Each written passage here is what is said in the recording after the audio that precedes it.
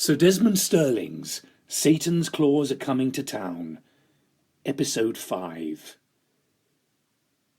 Mere moments later, I had done all that Wimpybar had instructed me to, but I was still perplexed. Who was my devilish nemesis? Who wished me consigned to a hellish oblivion? Surely it couldn't be. We had yet to rejoin our fellow guests in the lounge. Wimpybar was holding up a green-faced Mrs. Petty. "We must return to the party," said Wimpybar. I glanced at the wretched Mrs. Petty. Her eyes were glazed, and she was barely aware of her surroundings. "But tell me, Wimpybar." "Oh, do call me Greenfoot," he pleaded. "We are not children, Wimpybar," I said firmly. "If you didn't curse me, who did?" He stared at me in amazement. "Have you really not worked it out?" "I wouldn't be asking you if I had." A smile cracked his face. Charmingly, he looked less evil when he smiled. Perhaps he wasn't the villain after all. "You'll find out soon enough, but you must do exactly as I tell you. No quibbles. Understand?" I nodded. We returned to the lounge. Servants had already mopped up the mess. Not just that caused by Mrs. Petty, but the fake blood used in the children's little show. One would hardly know that anything had happened. The children had been packed off somewhere, bed, home, the hospital, back on the streets. I knew not where, and I couldn't waste my thoughts on trivialities like that. A game of charades was in action. Miss Lemon was acting out, I learned later, "Pack up your troubles in your old kit bag." Dr. Petty had such a look of intense concentration on his face as he watched her that he failed to notice the reappearance of his drained wife. The others glanced up, and even Miss Lemon ceased acting out the words "kit bag" in mid-mime. My head was in a whirl. I couldn't believe what Wimpybar had just told me, but I knew that if this bizarre situation was true, then I had only moments left to live. After all, I had nothing to lose by trying. If it was all nonsense, then no harm would be done. If it was true, however, the wretched rotter who had cursed me would face his own ghastly doom, and good bloody riddance too. "Crackers, everybody!" shrieked Lady Fistula, as Spambot staggered in, clutching a tray laden with the explosive novelties. I knew exactly which one to pick. I took a deep breath and approached my target. "Goosey, old chap," I said, trying to keep the tremble out of my voice, "pull my cracker." Without even thinking, he took the other end of my proffered cracker, and before he could change his mind, I started to tug. He jerked back, my cracker erupted, and the contents spilled out. Goosey caught them in his hand. "Well played, sir," I cried, unsure yet whether to feel relieved by Goosey's firm yank on my cracker. Goosey rummaged in the cracker and retrieved a purple paper hat, which he instantly placed on top of his head. "How do I look?" he giggled. "Like a naked purple bishop," I told him. Instantly Wimpybar was at my side. "Oh, do tell us the joke, Reverend." Goosey looked in the cracker again and drew out a paper item. "Oh, I hope the joke is a good 'un. I can use it in my next sermon." He unfolded the paper, and his chubby face darkened. He looked up at me, his eyes ablaze with fear and anger. You bounder sausage!" It was the parchment. On Wimpybar's instructions, I had inserted the parchment in the cracker, which I had then weakened so that my opponent would win. He glanced at the clock. 4:53 p.m. "No!" he screamed. "My plan was perfect!" Flecks of froth foamed at the side of his mouth. He thrust the parchment at me. "Take it back! I insist you take it back!" I retreated and put my hands firmly behind my back. "But why did you want the Viscount dead?" asked Wimpybar. "Look at him!" Goosey sneered. So handsome, so dashing, so well endowed, so rich, so popular, so aristocratic. Yes, I know, I said, but why do you hate me that much? You made the war hell for me, the owl-faced villain snarled. The Germans did that, surely, said Miss Lemon, astutely. He humiliated me every day, Goosey said, pointing at me. Mocking me. I can't help being portly, yet I was shamed daily, made to run errands in the nude. Oh, yes, said Sir Dicky and Lady Fistula simultaneously. You weren't made to run errands in the nude, I corrected him. It was merely suggested for humorous reasons that... Called stupid names in front of the lower orders, continued Goosey. Owlface, lardass, wobbly tits. Goosey, I added. Unhelpful, Wimpybar nudged me. My plan should have worked, frothed Goosey, his left eye twitching, his teeth grinding. I noticed with distaste he was almost tumescent in his rage, although, sadly, it made very little difference. The runes should have doomed you, and just in case I conjured up the gargoyles. I saved the Viscount from those hellish monstrosities, said Wimpybar. Oh, was that you in the scarf? I asked him. I did wonder. The ritual of the frenzied children was supposed to whip up even more infernal forces, until that silly woman, he gestured at Mrs. Petty, ruined it with her technicolor yawn. To everyone's astonishment, Mrs. Petty fell to her knees and kissed Goosey's feet. Oh, forgive me, master, she pleaded. Even Goosey had the grace to look a bit embarrassed. The Pettys were my disciples, he explained. Lady Fistula was shocked. You brought acolytes to my house for Christmas lunch, she accused him.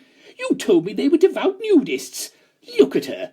Her Charlies have never seen the light of day. Sir Dicky's moustache flared up. I'll have you struck off, you bounder, he told Dr. Petty.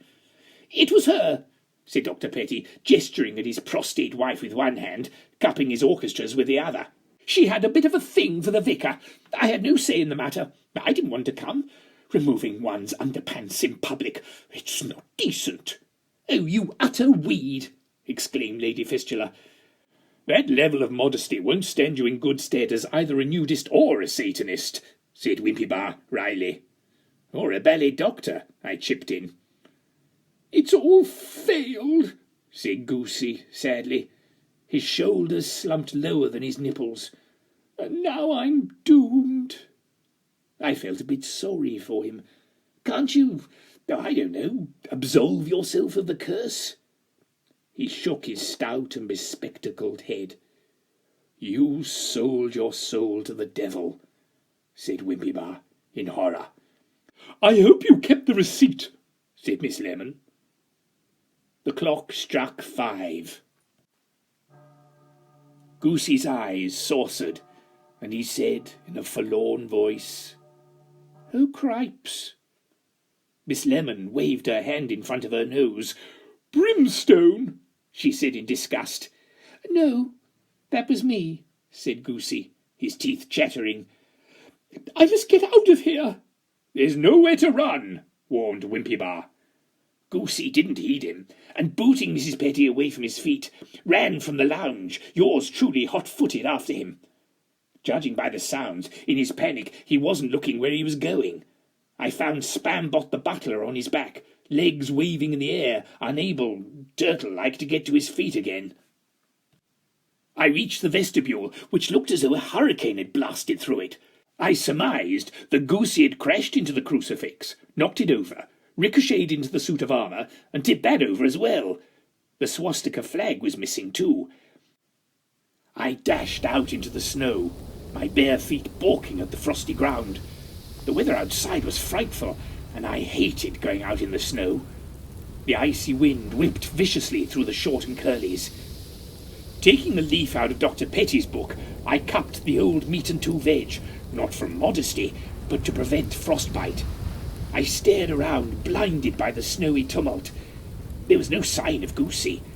He wouldn't last long in these conditions, although, to be honest, he had a better coating of blubber than I did. The snowy tornado grew to a crescendo.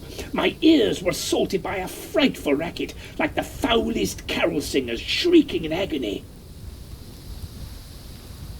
And then all was calm.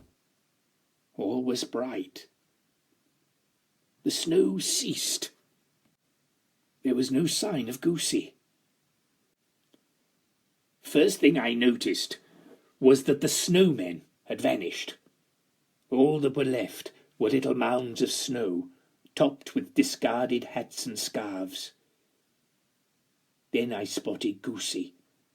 He was lying in the snow, face down, his prominent rump thrust into the air, already crusted with the permafrost, the swastika flag wrapped around his left ankle. I approached him. "Goosey," I called, "are you all right?"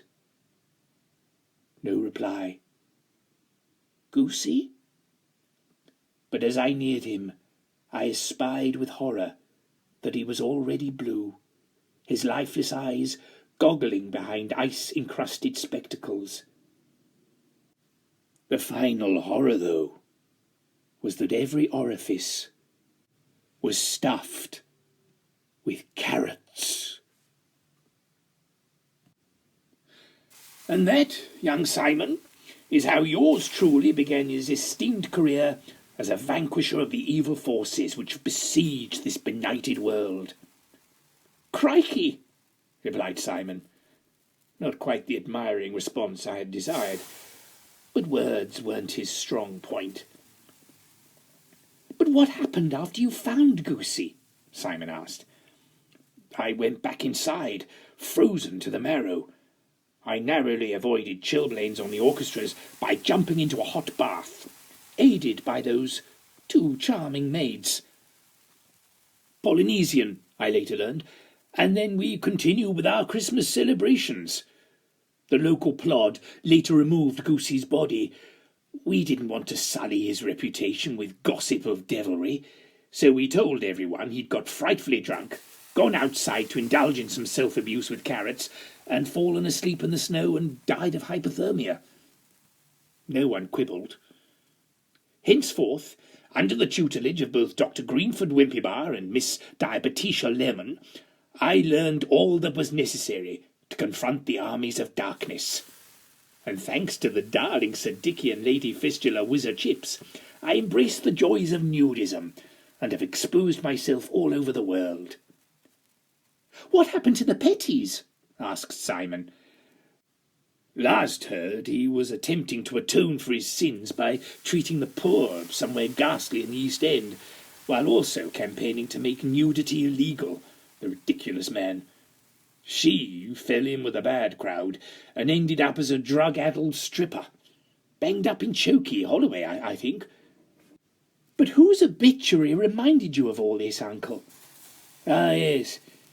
It seems poor old Wimpybar has fallen off his perch.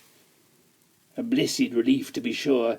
He'd not been the same since our encounter with the Loch Ness Monster a few Christmases ago. But that's another story." "Next Christmas, Uncle?" "If you've been a good lad and done your duty by king and country and slaughtered some of our enemies, then perhaps." "Merry Christmas, Uncle Charles." "And a Happy New Year, Simon." "Can we please leave the Turkish bath now, Uncle?" "Not yet. Now, where did I put that strigil? You're not sitting on it, are you?"